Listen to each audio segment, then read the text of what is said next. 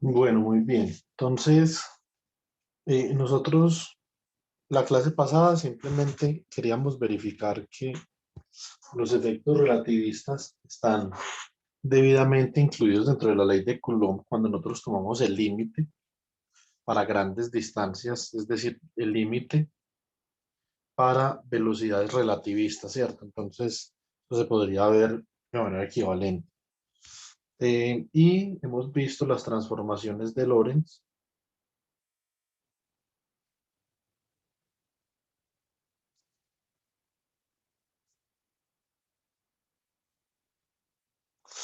Las transformaciones sobre sistemas de referencia, sistema de referencia estacionario y un sistema de referencia para un observador inercial en movimiento. Entonces, como por ejemplo x1', ¿cierto? Igual a gamma que multiplica x menos la velocidad por el tiempo, ¿cierto? Entonces,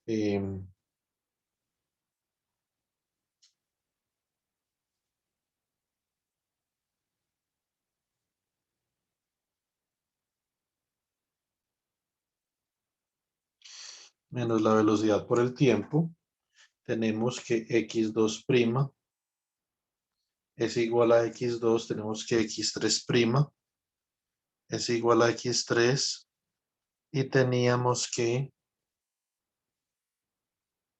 t' era igual a gamma que multiplica t menos v sobre c al cuadrado, perdón, más v sobre c al cuadrado por x1, ¿cierto? Entonces, esos son las transformaciones de Lorentz. ¿Listo?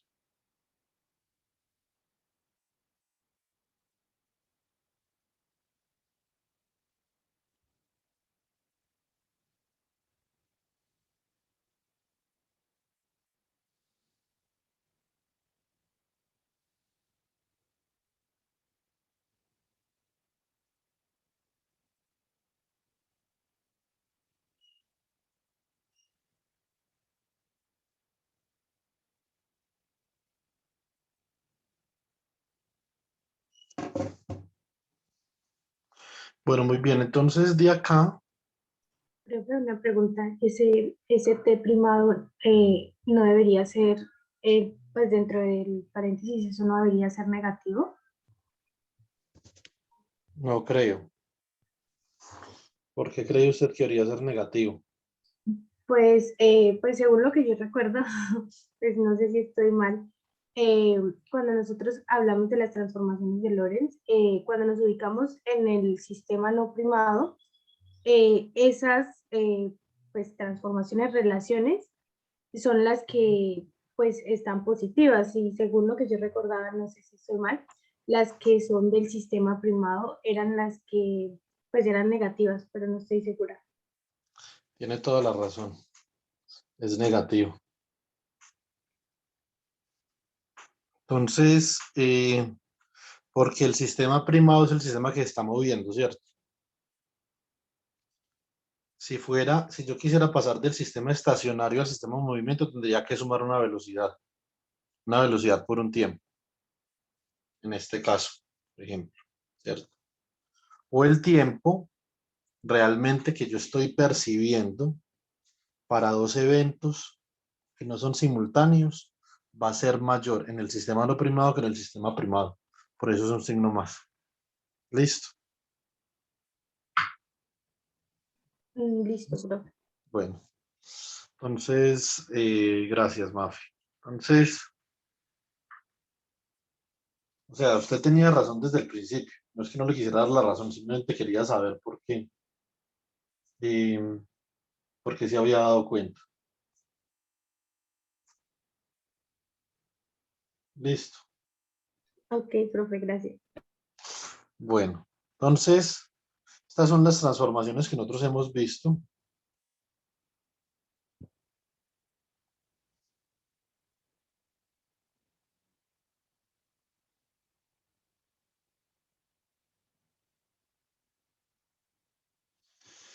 Y nosotros vimos que estas transformaciones tienen, digamos, cierto efecto sobre la física, ¿cierto? Sobre la física, no, sobre la forma como se describe la física.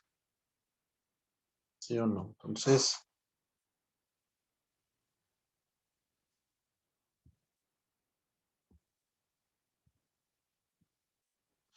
tenemos un observador inercial.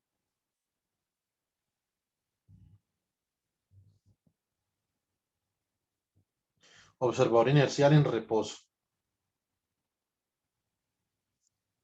Y teníamos un observador inercial en movimiento.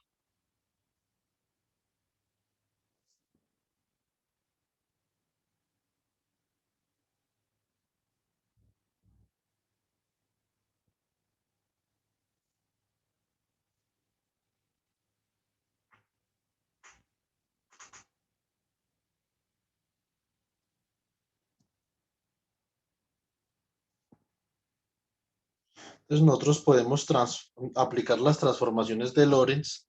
Esto sería, por ejemplo, x1 en este caso. Esto sería x3 y esto sería x2. Acá,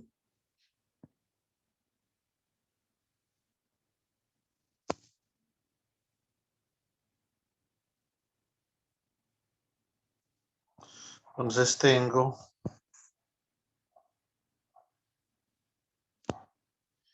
este sistema sería x3', este sería x1' y este de acá sería x2', ¿cierto? Según estas transformaciones de Lorentz que tengo acá escritas. Eh, antes de, antes de volver a aplicar, porque nosotros ya hicimos eso en clase, pero yo quisiera volver a aplicar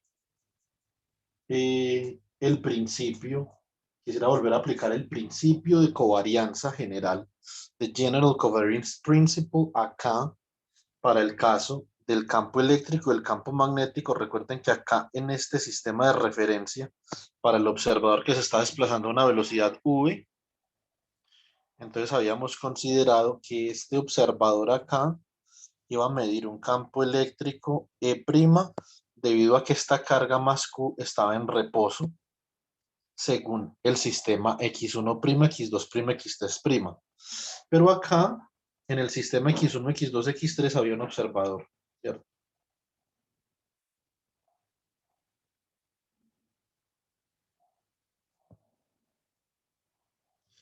Acá tendríamos un observador,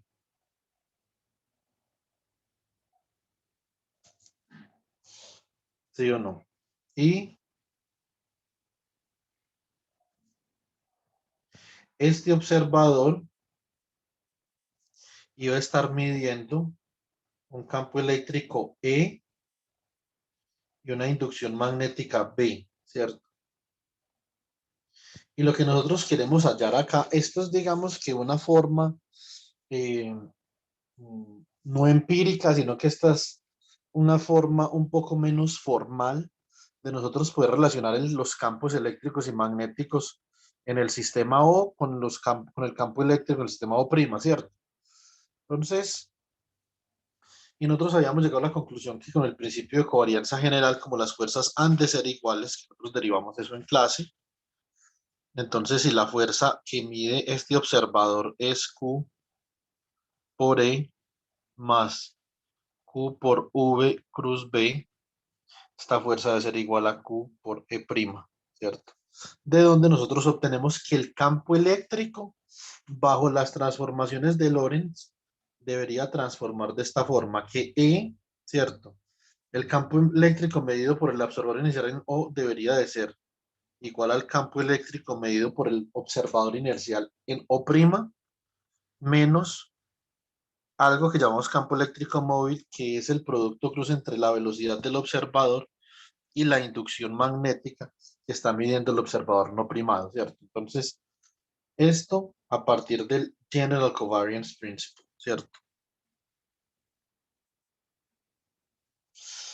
Una pregunta importante que nosotros nos queremos hacer es si la electrodinámica en su estructura puede reproducir este comportamiento o simplemente nosotros lo estamos reproduciendo acá a partir de la relatividad.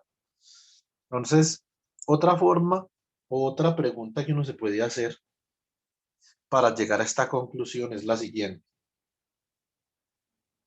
Entonces, las ecuaciones de Maxwell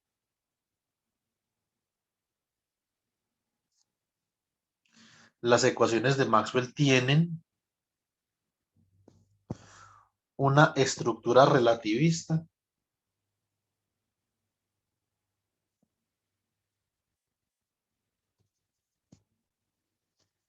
Esta es una pregunta importante, pero resulta que nosotros vamos a aprender que las ecuaciones de Maxwell, además de tener una estructura relativista, tienen estructura topológica. O sea, las ecuaciones de Maxwell tienen una estructura supremamente compleja. Pero acá en un curso de electrodinámica de pregrado, nosotros siempre vamos a comenzar por la estructura relativista de las ecuaciones de Maxwell. Otra pregunta que uno se puede hacer es, ¿son las ecuaciones de Maxwell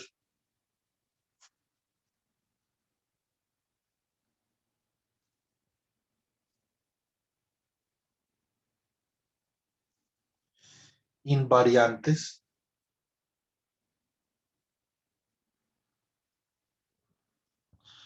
ante las transformaciones de Lorentz?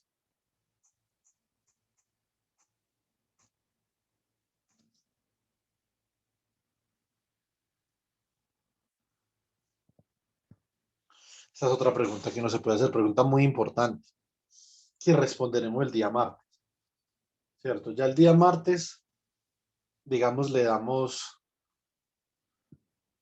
finiquitamos,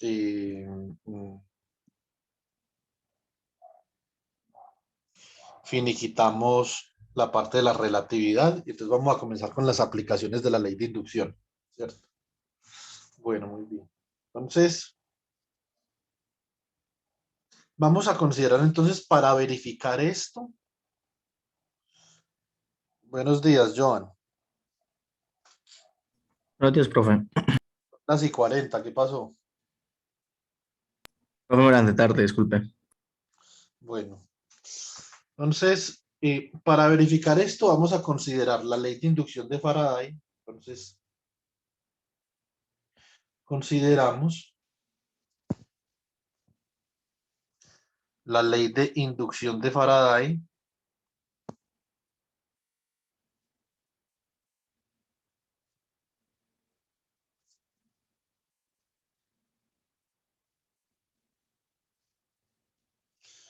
eh, y consideramos la ley de inducción de Faraday en un circuito móvil.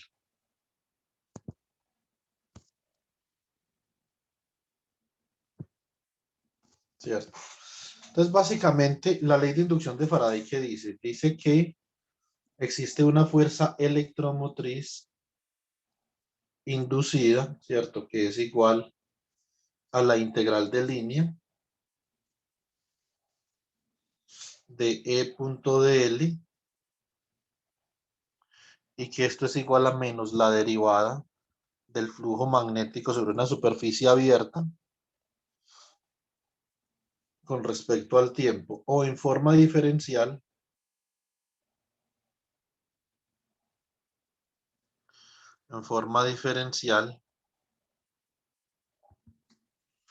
utilizando el teorema de Stokes tenemos nosotros que el rotacional del campo eléctrico es igual a menos la derivada de la inducción magnética con respecto al tiempo. Entonces, si yo aplico una transformación de Lorentz, yo debo de poder expresar el rotacional de un campo como la menos derivada de la inducción magnética con respecto al tiempo, ¿cierto? Eso es obligatorio, ¿cierto? O sea, no hay vuelta de hoja. Entonces, si las ecuaciones de Maxwell son invariantes ante la transformación de Lorentz, ¿sí o no? Acá, naturalmente, esto es sobre una trayectoria gamma. Ahora, ¿qué pasa, por ejemplo, en el caso que estamos considerando que haya un circuito móvil? ¿Cierto? Entonces, yo, por ejemplo, tengo, como les había dibujado, hace un par de semanas, o hace una semana y media más o menos, tengo una distribución rectilínea de corriente ¿Sí o no? Y esta distribución rectilínea de corriente está generando flujo según la regla de la mano derecha, y por acá voy a tener una espira móvil. Tengo acá una espira que se está moviendo. Resulta que esta espira se está desplazando a una velocidad v con respecto o en dirección hacia la derecha con respecto a la posición de la distribución rectilínea de corriente. Está inspirado a una velocidad v, ¿cierto? Y la distancia que hay entre el circuito, ¿cierto? Y la espira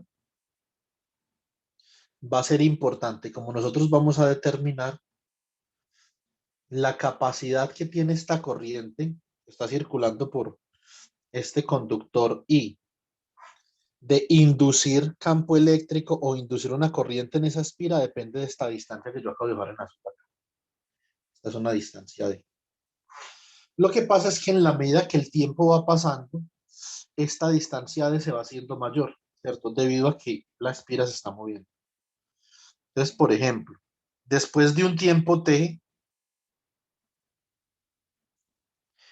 esta espira va a estar por acá.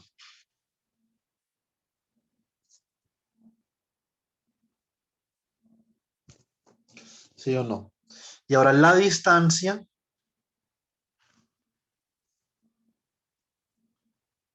va a ser esta distancia de acá. Donde esta distancia de acá básicamente es la distancia que había originalmente, más otra distancia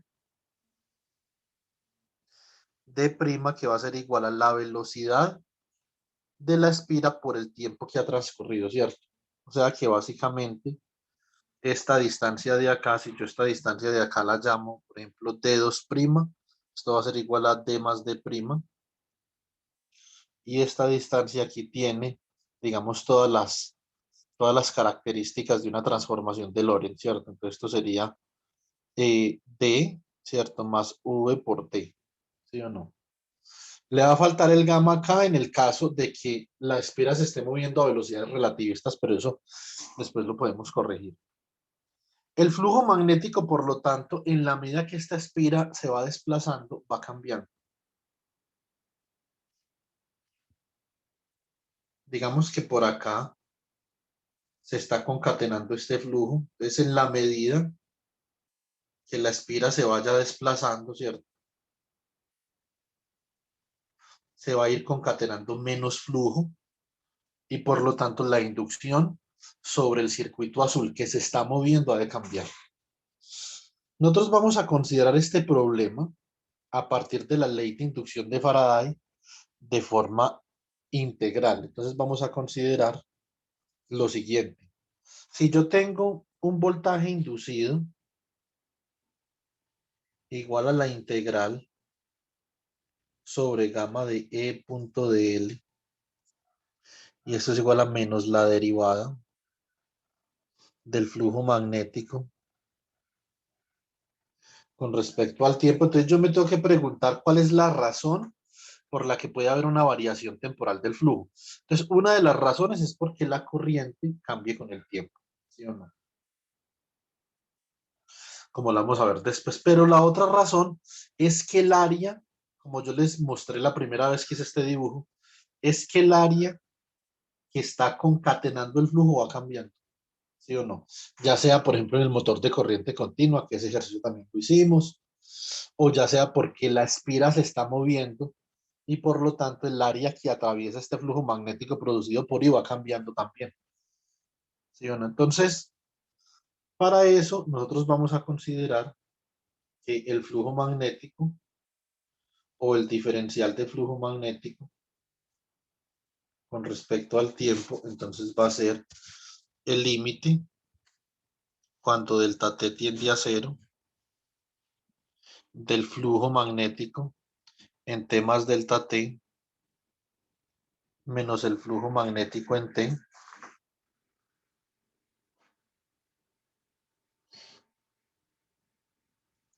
sobre delta t, ¿cierto?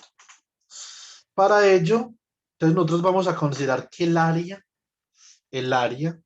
que está, el área que está atravesando el flujo magnético está cambiando con el tiempo, ¿cierto? Entonces, nosotros podríamos especificar, por ejemplo, digamos que yo tengo esta espira acá, ¿cierto? Pero esta espira se está moviendo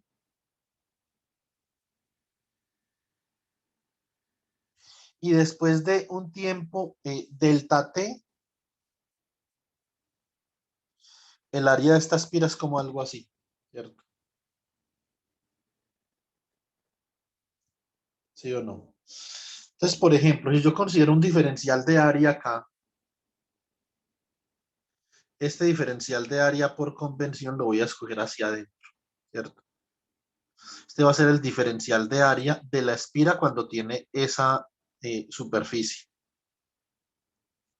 Y por lo tanto, el diferencial de área de la espira después de un tiempo delta t, entonces va a ser el diferencial de área evaluado en t más delta t, ¿cierto? Esta va a ser la trayectoria que define esa espira, va a ser la trayectoria gamma de t más delta t. Y esta trayectoria de acá, que recorre esta espira, va a ser la trayectoria gamma de t.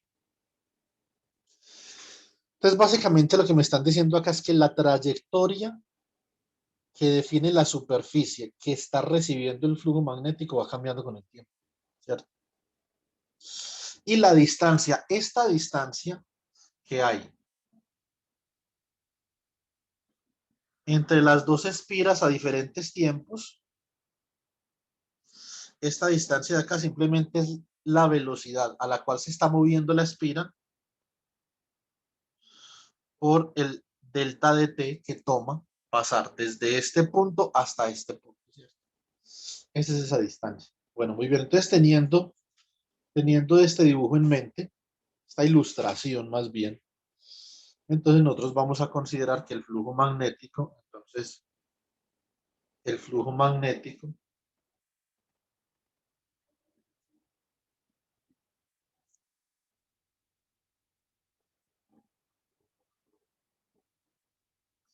a través de una trayectoria, a través de una trayectoria, eh, digamos, bueno, a través de una superficie, a través de una superficie,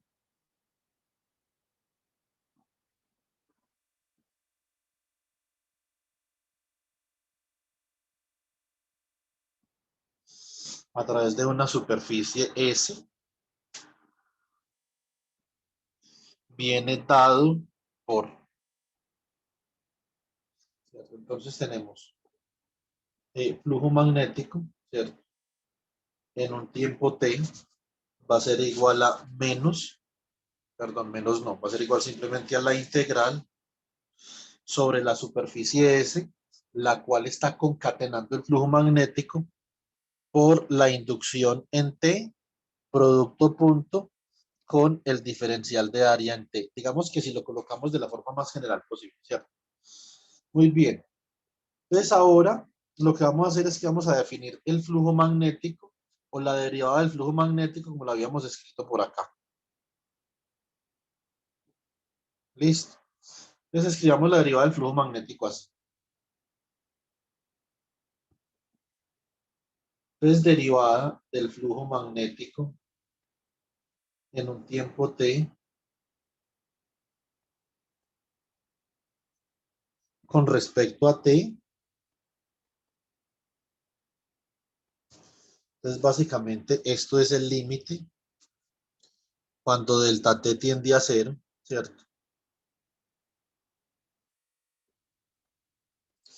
De el flujo magnético en t más delta t menos el flujo magnético en t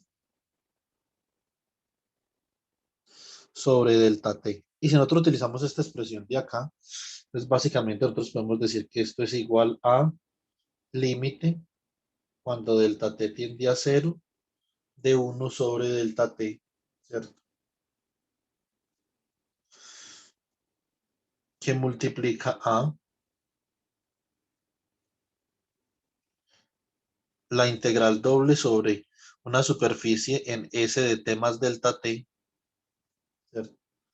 Por la inducción en B de t más delta t, producto punto con el diferencial de área en t más delta t, menos la integral doble sobre la superficie en t, B de t, producto punto con el diferencial de área en t, ¿cierto? Entonces, básicamente, ¿qué de acá nosotros podemos obtener esta relación? ¿Sí o no? Bueno, muy bien. Entonces, vamos a volver un momentico al diagrama que yo quisiera obtener una relación a partir de este diagrama, ¿cierto? Entonces, como esto es como un cilindro, entonces vamos a definir lo siguiente.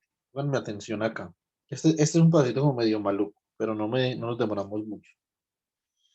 Yo puedo definir, digamos, este segmento de la superficie del cilindro, ¿sí o no?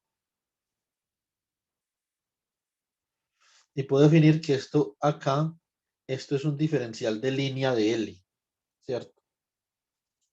Entonces, naturalmente yo sé cuál es el área superficial de este segmento, porque yo sé cuánto mide cuánto mide esta región sobre la superficie del cilindro, ¿sí o no? Entonces, esta área de acá simplemente va a ser V por delta T por ese diferencial de longitud, ¿sí o no? Entonces, vamos a utilizar este hecho para derivar una expresión importante. ¿Listo? Muy bien. Entonces, vamos a mirar lo siguiente. Si yo defino un diferencial de área, voy a definir un diferencial de área a esa superficie en blanco que yo acabo de dibujar. ¿Listo? Entonces, el diferencial de área a esta superficie es ortogonal a la superficie y va a ser como un diferencial de área en esta dirección, ¿cierto? Definamos, este es un diferencial de área de A sub S, por ejemplo, ¿cierto? Y como nosotros podemos ver, ese diferencial de área va a estar en qué dirección? Va a estar en la dirección del producto cruz entre este diferencial de línea acá y esta velocidad en esta dirección, ¿cierto? O esta velocidad, no, esa distancia, este vector distancia de acá. Yo podría escribir que el diferencial de área a esa superficie blanquita que yo tengo, escribámoslo en blanco para conservar la convención. Entonces, diferencial de área de A sub S, como es un vector ortogonal al plano que contiene esa región blanquita de ahí, entonces esto básicamente va a ser el diferencial de línea producto cruz con la velocidad por el diferencial de t, ¿cierto? Muy bien, ahora entonces vamos a mirar cuál es el área total. El área total del cilindro, ¿cierto? El área total que estaría concatenando el flujo. Entonces, para el área total, yo tendría que el área total en función de t, ¿cierto? Entonces, digamos, A subtotal, esto sería como área total más el área total en t más de t, más un área A sub x de t. Listo. Bueno, bien. Entonces ahora eh, mm, yo puedo imponer la ley de Gauss. Vamos a tratar con la ley de Gauss en forma diferencial. Entonces, ley de Gauss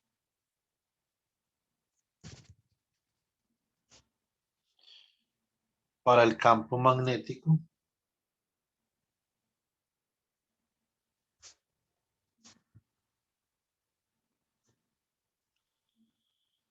en forma diferencial.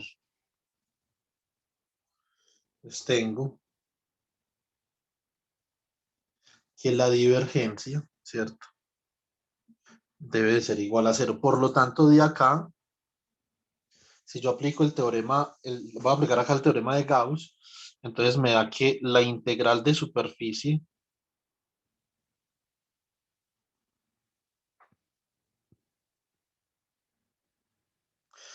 naturalmente sobre una superficie cerrada. Esta superficie tiene que ser cerrada, ¿cierto? Entonces, para eso voy a considerar esta área total de acá, ¿cierto? Llamémosla S total, por ejemplo, de T, de V, de T más delta T, ¿cierto? Producto punto con el diferencial de área en T. Esto debe ser igual a cero, ¿cierto? Por la ley de Gauss. Entonces, listo, básicamente voy a expandir esta integral sobre las diferentes áreas del cilindro. Listo, muy bien. Entonces, esta integral de superficie, entonces la integral de superficie sobre una superficie cerrada S total de V, ¿sí o no? De T más delta T, producto punto con el diferencial de área en T. Entonces esto va a ser igual a la integral sobre una superficie abierta S de T, ¿cierto? ¿Qué sería esta superficie abierta de acá, ¿cierto?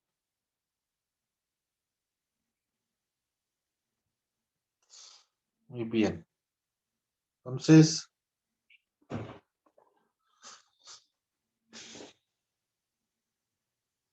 esto sería B de T más delta T. Producto punto con el diferencial de área en esa superficie. Observen que yo escogí el diferencial de área en esa superficie, entrando a la superficie y por convención es saliendo, por convención de la ley de Gauss. Esto sería acá menos dA de T, ¿cierto? Bueno, muy bien. Entonces me queda acá menos derivada de A del diferencial de área de T. Entonces ahora voy a integrar sobre esta otra cara de acá. Entonces voy a integrar sobre esta carita de acá. Ven que el cilindro tiene tres superficies sobre las cuales uno puede dividir la integral de superficie, ¿cierto? Entonces me queda más la integral sobre S de T más delta T, ¿cierto? De V de T más delta T, producto punto con el diferencial de área evaluado en T más delta T, ¿cierto? Muy bien. Y entonces, acá vamos a tener el diferencial de área a esa superficie en blanco ahí. Entonces, voy a integrar sobre la tercera superficie. ¿Listo? Entonces, más la integral sobre S sub X de T, por ejemplo, de V de T más delta T, producto punto con el diferencial de área A sub X, ¿cierto? De T. Bueno, muy bien. Y esto tiene que dar cero. Todo, digamos, no esa sola, sino todas las tres, la suma de las tres, porque estamos calculando el flujo sobre una superficie cerrada, ¿cierto? Que es lo que básicamente enuncia la ley de Gauss para el campo magnético. Y simplemente estoy calculando el flujo de forma integral, ¿ok? Bueno, muy bien. ¿Qué vamos a hacer acá? Voy a hacer una expansión de Taylor. Listo. Entonces, ahora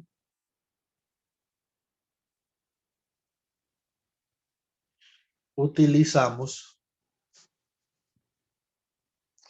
la serie de Taylor para,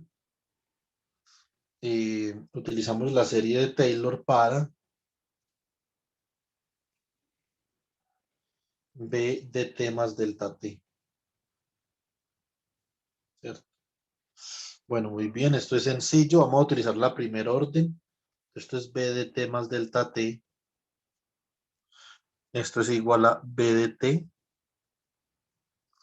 más la derivada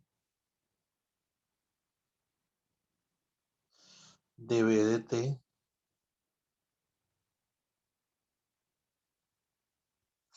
con respecto a T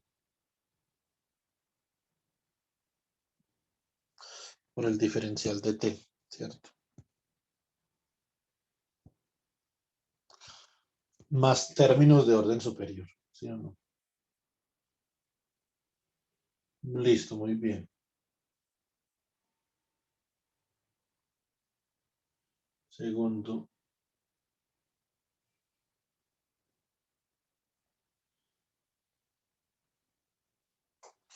Yo conecto esto, chicos, si me vas a descargar el celular. A ver. Entonces ya tenemos la expansión en Taylor para el campo. Entonces vamos a ver qué podemos hacer con la expansión de Taylor para el campo si lo reemplazásemos en esta integral de acá, a ver, en esta de acá. Un segundo. En esta de acá que es S de t. Listo. Bueno, muy bien. Entonces queda. Esto quedaría igual a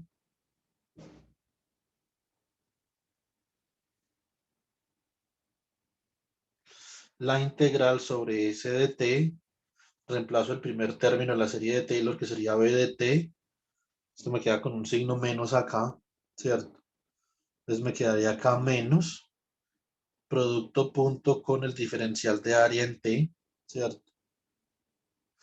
Acá por ese mismo signo menos, entonces cuando yo reemplace esta parte de la serie de Taylor, que es la parte con la derivada, entonces me va a quedar menos, ¿cierto? Saco el delta t, me queda la integral doble sobre S de t de la derivada de b de t con respecto a t producto punto con el diferencial de área de t. Entonces, cuando yo reemplazo la serie de Taylor en este término verde, eso es lo que me queda, voy a sumarle entonces acá, le voy a sumar el término en amarillo. Listo. Entonces acá le sumamos el término en amarillo, que sería la integral de superficie sobre S de t más delta t, ¿cierto? Entonces queda b de t más delta t producto punto con el diferencial de área en t más delta t. Lo siento. Entonces, y ahora vamos para la parte blanca. En la parte blanca también voy a reemplazar la serie de Taylor y por lo tanto esto me va a quedar como algo así. Me va a quedar como más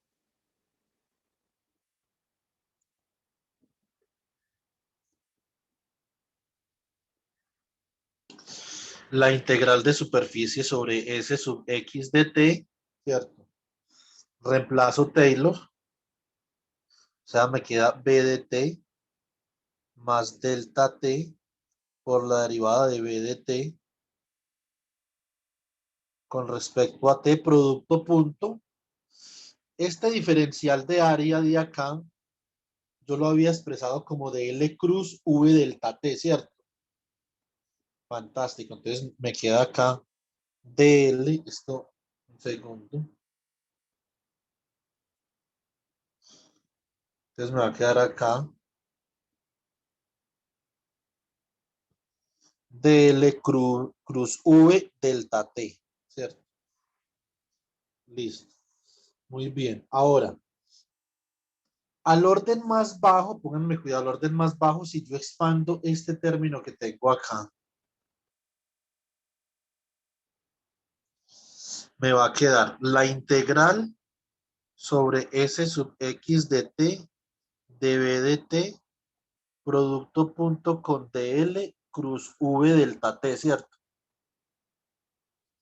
Más delta T al cuadrado por este delta T de la serie de Taylor por la integral sobre Sx de T, ¿cierto?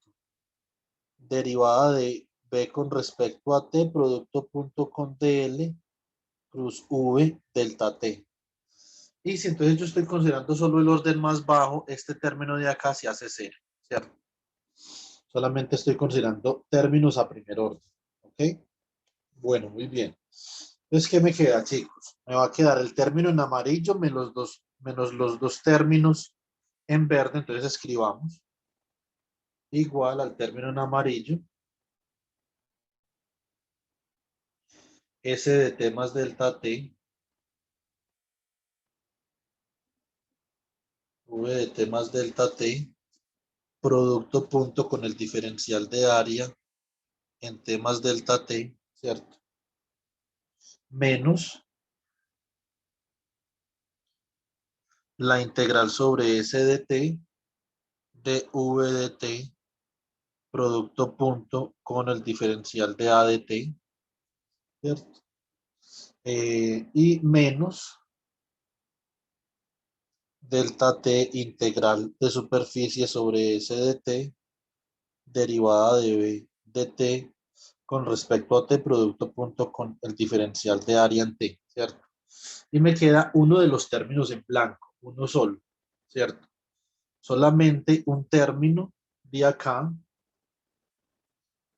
que tiene delta t, ¿cierto? Entonces, este término de acá va a tener delta t, escribámoslo en rojo, por este delta t de acá. Entonces me va a quedar más delta t integral de b punto de L cruz b, ¿cierto? Entonces, más delta t integral de superficie sobre Sx de t, ¿cierto? V, producto punto con dl cruz v, ¿cierto?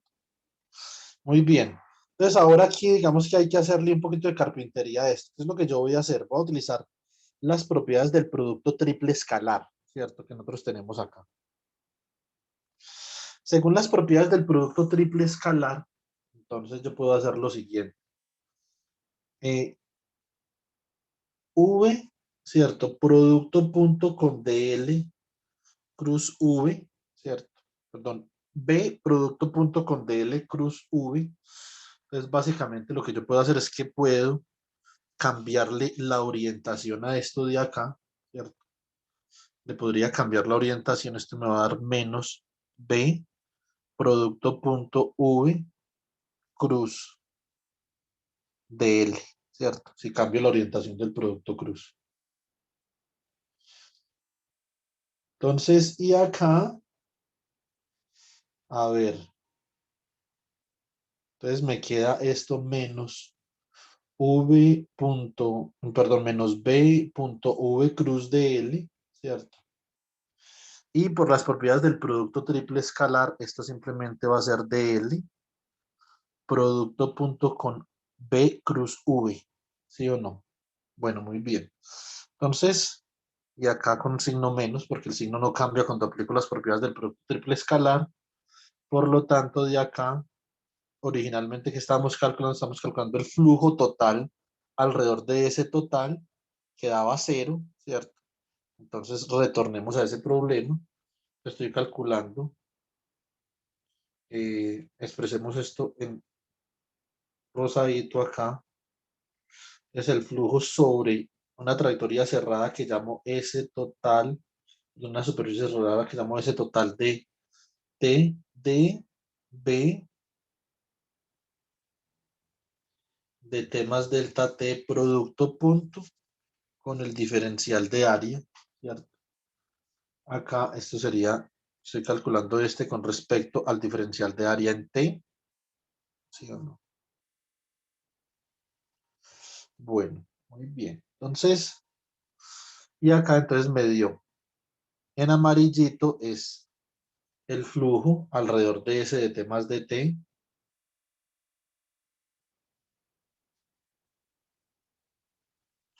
Esto es B de T más delta T, producto punto con el diferencial de área en T más delta T, menos la integral sobre S de T de B de T, producto punto con el diferencial de área en T, menos delta T, ¿cierto? Por la integral sobre S de T de la derivada de B de T con respecto a T, producto punto con el diferencial de área en T, Y acá entonces reemplazo esta parte. Entonces me va a quedar menos delta t integral de superficie sobre S sub X de t. D me quedaría entonces dl, ¿cierto? dl punto B cruz V, ¿cierto? Punto B cruz V. ¿Sí o no? Bueno, muy bien. Y todo esto de acá va a dar igual a 0. Bueno, muy bien. A ver, regálenme un segundo, yo reviso una cosa, a ver si me falta algo por consistencia, no parece que está bien. Listo. Bueno, muy bien. Mm, si nosotros consideramos entonces que esto es igual a 0 por la ley de Gauss para el campo magnético, porque estamos calculando el flujo sobre una superficie cerrada, ¿sí o no? Entonces nosotros de acá vamos a poder hacer algunos despejes, ¿cierto? Entonces, primero que todo, voy a colocar lo amarillo y lo verde que tengo acá, esta partecita en verde lo voy a colocar en el lado izquierdo, ¿cierto? Entonces acá escribimos integral sobre S de t más delta t de b de t más delta t, producto punto con el diferencial de área en t más delta t, ¿cierto? Entonces menos, déjenme yo veo, menos, acá quedaría entonces la integral de b de t, producto punto, el diferencial de área en t, ¿sí o no? Entonces, esto,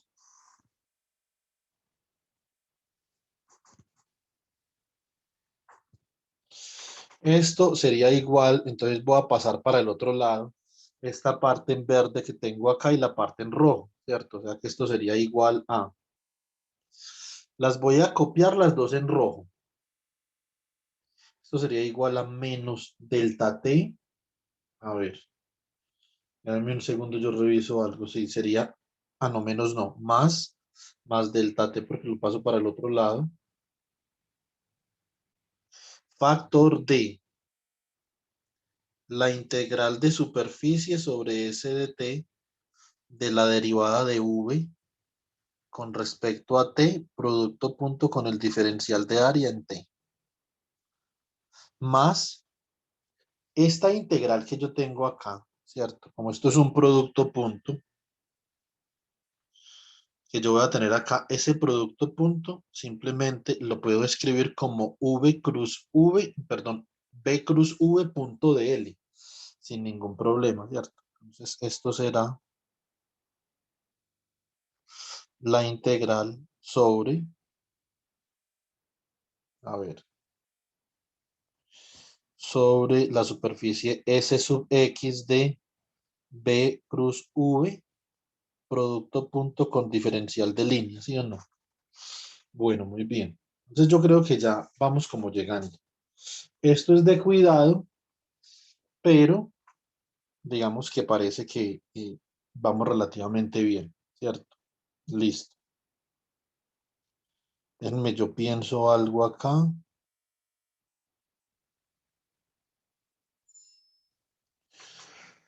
Bueno, entonces vamos a hacer una cosa. Vamos a dividir por delta t en ambos lados y vamos a tomar el límite cuando delta t tiende a 0. Listo.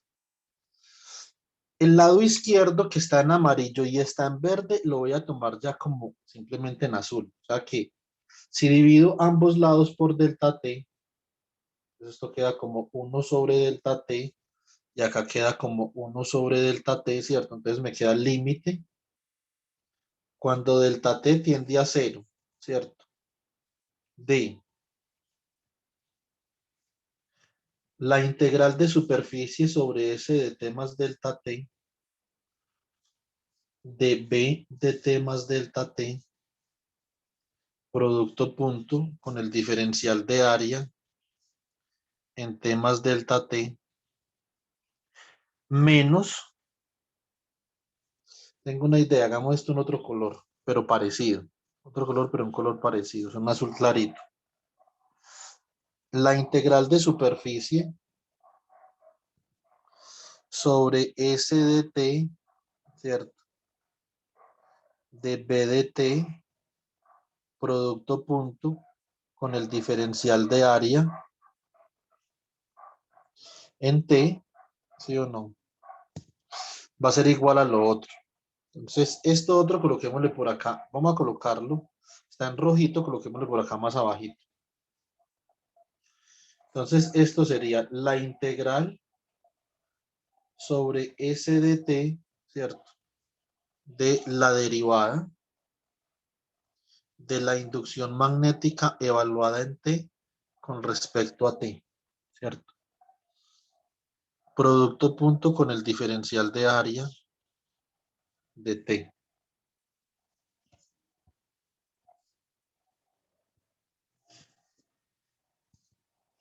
Muy bien, más. Entonces acá voy a tener más. Regálenme un segundo. Yo miro a ver si me quedó por acá un signo de pronto un poco chuequito. Un segundo.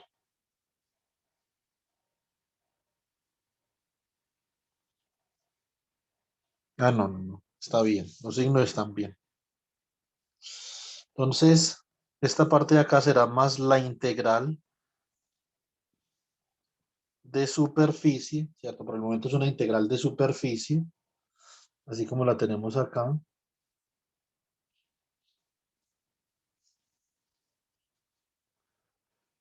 A ver. Sí, espera un momentico, chicos. Yo miro si puedo hacer algo por acá. Esta integral de superficie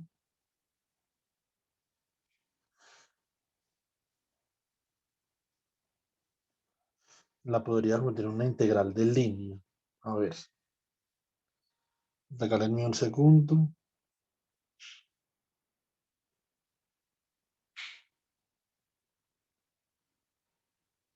Ah, no, no, no, esto no es una integral de superficie. Yo ya la había convertido en una integral de línea ahorita.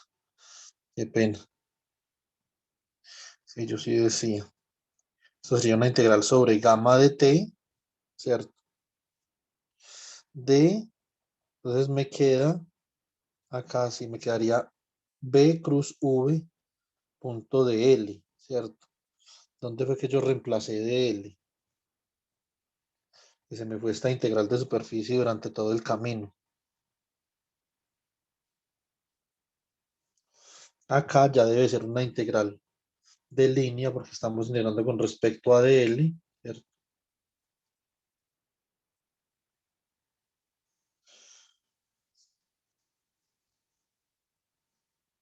Acá cuando yo hago el cambio del diferencial de área, cambio el diferencial de área por dl cruz v delta t, entonces ahí fue donde me comí la integral de línea. Esta es una integral de línea y una vez yo reemplazo acá este término, cuando yo expreso este término de acá, lo expreso como dl cruz v delta t, ¿cierto? Entonces acá en este punto ya esta integral de línea, ¿cierto? Esta integral de superficie se convierte en una integral alrededor de gamma, una integral alrededor de gamma que multiplica a v por delta t, ¿cierto? Entonces, por lo tanto, queda acá la integral de superficie como una distancia por una integral de línea. O sea que está perfecto, ¿cierto? Entonces, acá ya en este punto debería ser una integral de línea. ¿Listo? Para que corrijamos ese pedacito ahí, por favor. Bueno, muy bien. Entonces, aparentemente, bueno, y acá, esto también es una integral de línea. Estamos haciendo referencia a la misma, y acá esto sería una integral de línea que da 0 en delta t cuadrado. Bueno, muy bien, o sea, aquí acá queda ya una integral de línea, perfecto. Entonces vamos a mirar una cosa. Este término de acá, chicos, aquí me faltó dividir sobre delta t. O sea, esto tendría que ser acá 1 sobre delta t. Y acá también tendría que ser 1 sobre delta t. Como ustedes pueden ver, este término de acá no es otra cosa que el flujo magnético. Esto es el flujo magnético en T más delta T, ¿cierto? Y este término de acá no es otra cosa que el flujo magnético en T, ¿cierto? A partir, naturalmente, de la definición de flujo con la que nosotros habíamos comenzado el procedimiento, que es esta de acá, ¿cierto? Ustedes simplemente reemplazan πm de T más delta T, les va a quedar la integral de superficie de V de T más delta T, producto punto con el diferencial de área en T más delta T. Y la derivada del flujo, entonces, va a ser la diferencia de estas dos integrales sobre delta t, ¿cierto?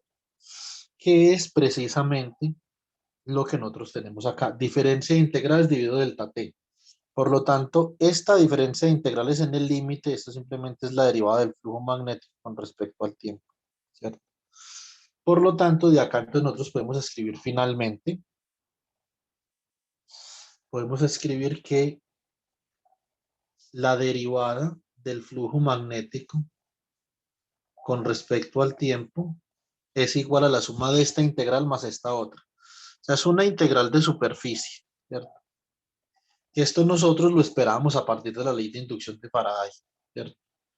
Que hubiera una integral de superficie de la derivada de la inducción con respecto al tiempo, producto punto con el diferencial de área con respecto al tiempo. Lo que sí no esperábamos era este otro término de acá. Este sí no. Que es más una integral sobre gamma, una trayectoria cerrada de V cruz, perdón, de B cruz V producto punto con el diferencial de línea a esa trayectoria, ¿cierto? Eso sí que no lo esperábamos. Y nosotros en un segundo vamos a poder verificar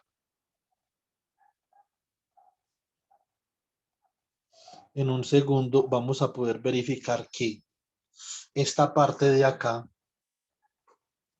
tiene una implicación relativista.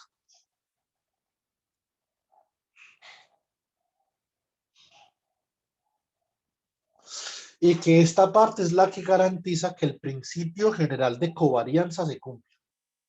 ¿Sí o no? Bueno, muy bien. Entonces, ¿qué tenemos aquí? Veamos.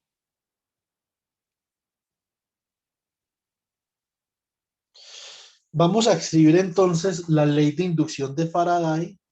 Entonces, escribimos la ley de inducción de Faraday en forma integral. Ahora,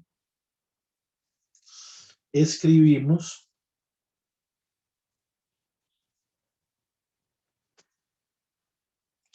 la ley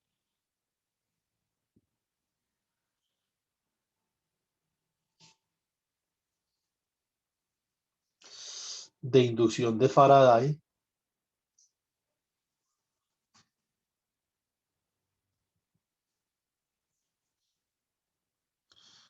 en forma integral. ¿Cierto? Bueno, muy bien. Entonces, la ley de inducción de Faraday en forma integral dice lo siguiente. Va a existir sobre esta espira móvil que yo tengo acá,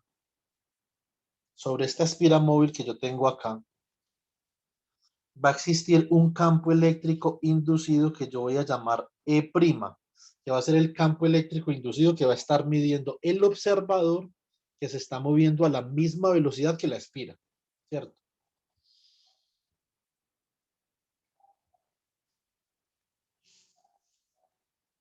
Bueno, muy bien. Eso significa que voy a tener un voltaje inducido acá. Esto va a ser un voltaje inducido visto por el observador primado, que va a ser igual a la integral sobre gamma de E' producto punto con el diferencial de línea, ¿cierto? Esto es igual a menos la derivada del flujo magnético con respecto al tiempo. Y menos la derivada del flujo magnético con respecto al tiempo simplemente es un menos acá en estas dos integrales que tengo ahí. Menos la integral sobre S de la derivada de B con respecto al tiempo punto de A, menos la integral sobre gamma de B cruz V punto de L, ¿cierto? Muy bien. Pero entonces yo puedo cambiar el signo de B cruz V invirtiendo el producto cruz. Y así entonces, ¿qué me va a quedar? Me va a quedar que la integral sobre gamma de E' producto punto con el diferencial de línea va a ser igual a menos la integral de superficie de la derivada de B con respecto al tiempo producto punto con el diferencial de área, que este es el término convencional de la ley de Faraday, ¿cierto? Es el término convencional que uno tiene en la ley de Faraday. Y si cambio el signo acá, entonces me va a quedar invirtiendo V y B, me va a quedar entonces más la integral sobre gamma, ¿cierto? De V cruz B producto punto con el diferencial de línea, ¿cierto? Bueno, muy bien. Entonces voy a pasar lo verde para el lado izquierdo. Esta es una de mis demostraciones favoritas, chicos, de toda la física, que es increíble. Y cuando uno ve, por ejemplo, la invarianza de Lorentz, de las ecuaciones de Maxwell, sí que todo esto tiene sentido. Observen que todo esto lo hemos derivado sin aplicar ni por un segundo la transformación de Lorentz a ninguna de las ecuaciones de Maxwell. O sea, las ecuaciones, la ley de inducción de Faraday es una ley relativista desde su concepción, ¿sí o no?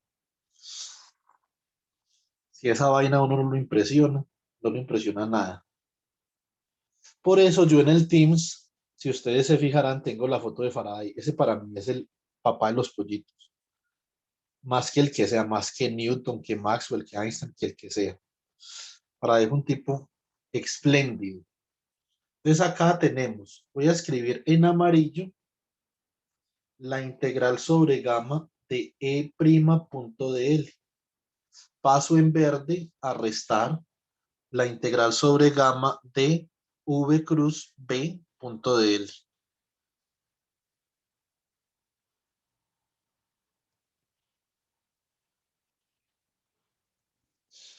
Y me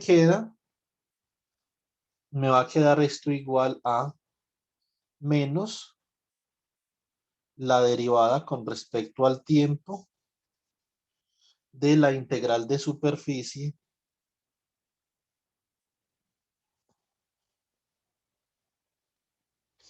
de B punto de A. Que no es otra cosa, esa integral de superficie de ahí no es otra cosa que el flujo. Esto no es otra cosa que el flujo visto por el observador en reposo, ¿cierto? Muy bien. Entonces, ¿qué nos queda acá? Acá, entonces voy a utilizar el rosadito para concatenar estas dos integrales de línea en una sola. Esto es E' menos V cruz B, producto punto con el diferencial de línea, ¿cierto?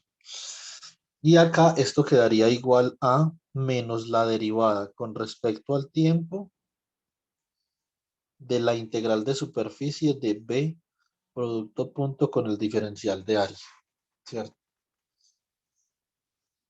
Entonces, esta vaina Es impresionante, ¿cierto? Acá, entonces, ¿qué voy a hacer yo?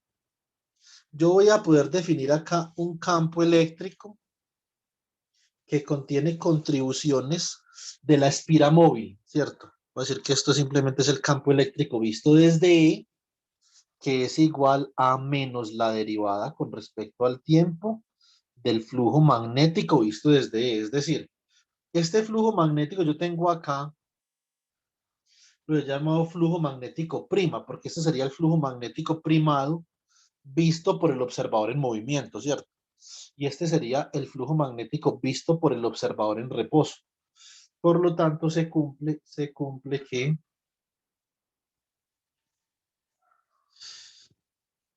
lo siguiente, se cumple que la integral de línea, o que hay un voltaje inducido visto por el observador en reposo, que va a ser igual a la integral de línea sobre gamma de E punto de L, y esto va a ser igual a menos la derivada del flujo magnético con respecto a T. Es decir, la ley de inducción de Faraday es invariante ante el observador móvil sujeto a, por lo tanto,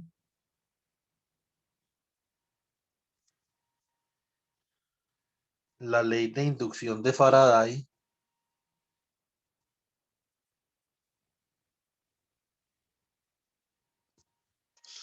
es invariante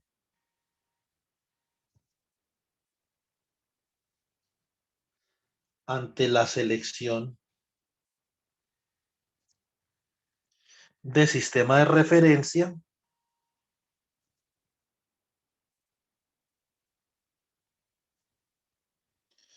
sujeto a, ¿sujeto a qué? Sujeto a que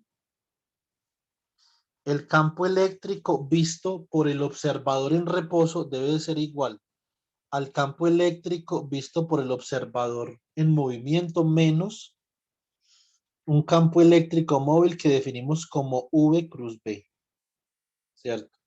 Y esto básicamente que satisface el principio de covarianza general. Satisfying the general covariance principle. ¿Sí o no? Fantástico. Si yo, esto es a partir de la ley de inducción, ¿sí o no? Solo a partir de la ley de inducción. Si yo regreso, por ejemplo, si yo regreso y miro, por ejemplo, cuando yo estaba considerando el principio de covarianza general, nosotros vemos que obtenemos lo mismo. A partir del principio de covarianza general o a partir de la ley de inducción de Faraday, que entonces cumple con el principio de covarianza general. ¿Sí o no?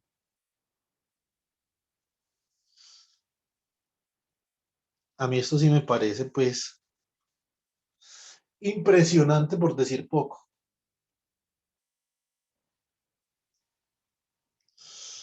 Entonces, hay algunas cosas que uno, digamos, que todavía nos falta por examinar de la relatividad, pero son muy poquitas. Yo lo único que quisiera para terminar la relatividad es explicar el formalismo de los cuadrivectores en electrodinámica. Entonces, que nosotros veamos el formalismo de los cuadrivectores en electrodinámica y ya de una entonces nos tiramos a las aplicaciones de la ley de Faraday y con eso terminamos el segundo corte, ¿cierto? Entonces, vamos a hacer varias aplicaciones de la ley de Faraday. Vamos a hacer inductancia, vamos a hacer transformadores eh, y vamos a estudiar, al final, vamos a estudiar un modelo para comprender la interacción entre la radiación electromagnética y la materia, pero un modelo clásico. Les voy a explicar cómo es el modelo semiclásico y cómo es el modelo cuántico, pero naturalmente no los vamos a trabajar porque eso se sale, digamos, ampliamente del dominio del curso, ¿cierto? Pero sí, digamos que sí los vamos a considerar, ¿cierto? Y después les voy a dejar un ejercicio parecido al del primer corte, pero donde vamos a hacer una transformación de rotación sobre, eh, vamos a hacer una transformación de rotación sobre las ecuaciones de Maxwell, pero con fuentes incluyendo el monopolo magnético, ¿cierto? Y vamos a demostrar que el monopolo magnético podría existir por simetría, ¿cierto? No ha sido observado, eso es distinto, pero por simetría se le es permitido existir al monopolo magnético, ¿cierto? Y nosotros sabemos que las cosas existen en física porque la simetría lo permite, ¿cierto?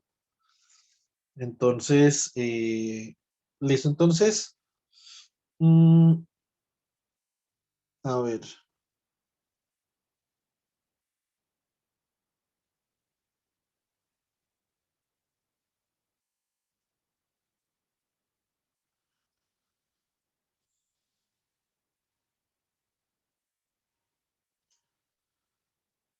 listo. Eh, mm, ¿Qué quiero yo que ustedes hagan para el jueves? Yo quiero que ustedes me expliquen en un archivo en látex, muy bien, todos, muy bonito, el principio de covarianza general de la relatividad especial. Listo, primero. Segundo, que pongan en contexto el principio de covarianza general para la relatividad especial en este problema del observador móvil midiendo un campo eléctrico que experimenta una carga puntual en reposo. Y tercero, todo bien explicado matemáticamente. Y tercero, que ustedes demuestren que a partir de la ley de inducción de Faraday, nosotros podemos llegar a la misma conclusión que llegamos a partir del principio de covarianza general de la relatividad especial. Usando este procedimiento no les puede faltar nada, ni siquiera una coma, ¿sí o no? Entonces, una vez ustedes tengan esto listo, yo quiero que incluyan una sección en el trabajo sobre la física del problema. ¿Cómo va a ser la nota? Esto es obligación escribirlo y explicarlo. Sin eso no hay nota. Pero para la nota del 15 acá se requiere lo siguiente. Lo que yo voy a evaluar es la profundidad con la que ustedes discuten la física. Hay muchísima falta de profundidad, eso me preocupa, pero muchísimo. Una espantosa falta de profundidad que queda uno aterrado. Entonces, van a discutir esto con toda la profundidad del caso. ¿Listo? Y como una lectura particular, les recomiendo que se lean el experimento de Michelson-Morley, por favor. ¿Listo? Vamos a leer el experimento de Michelson-Morley. ¿Ok? Bueno, muy bien. Entonces ya con esto es todo. Les voy a compartir las diapositivas de una vez para que ustedes puedan este fin de semana dedicarse de lleno a esto. Ahorita, por ahí a la 1:30, les voy a compartir una plantilla en látex para que hagan esto. Una plantilla que yo les voy a pasar para que ustedes la comiencen a trabajar. Listo. Una Entonces, pregunta, dime. ¿la plantilla es la misma que le pedí el No, favor que me compartiera o es otra? es otra. La plantilla es una plantilla. Pero verá. La plantilla es una plantilla que es para publicar en una revista de la Universidad del Valle.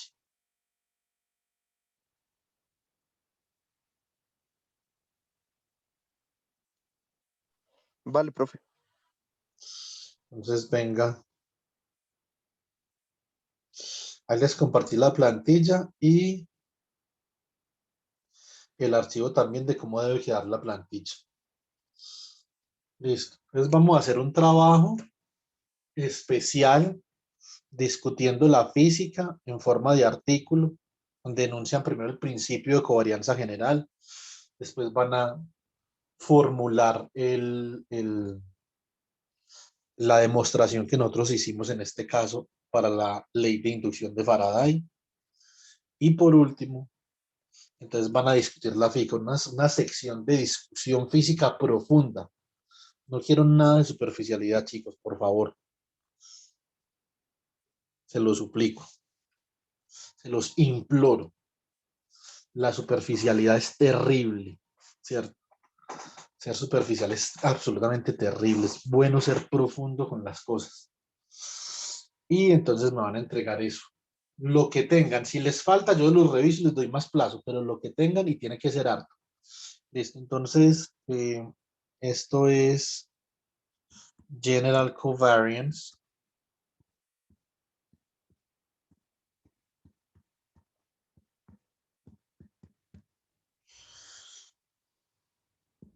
In Faraday lens.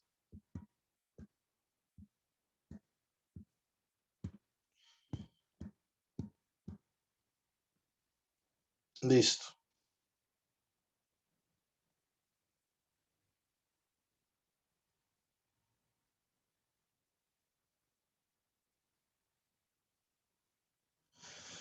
Bueno, muy bien. Listo, jovencitos. Entonces, nos vemos ahora en cuántica. Feliz tarde. Ah, bueno, esperen un segundo. Por favor, encendamos la cámara para la asistencia. Siempre me olvido.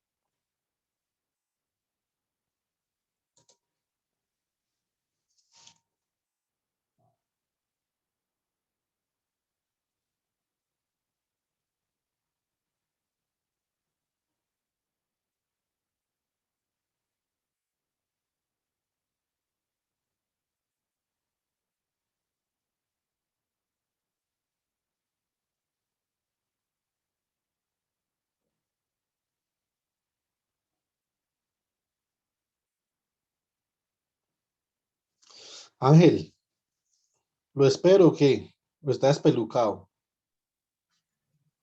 No, profe, es que estaba organizando el celular. Se estaba peinando. Un poco sí.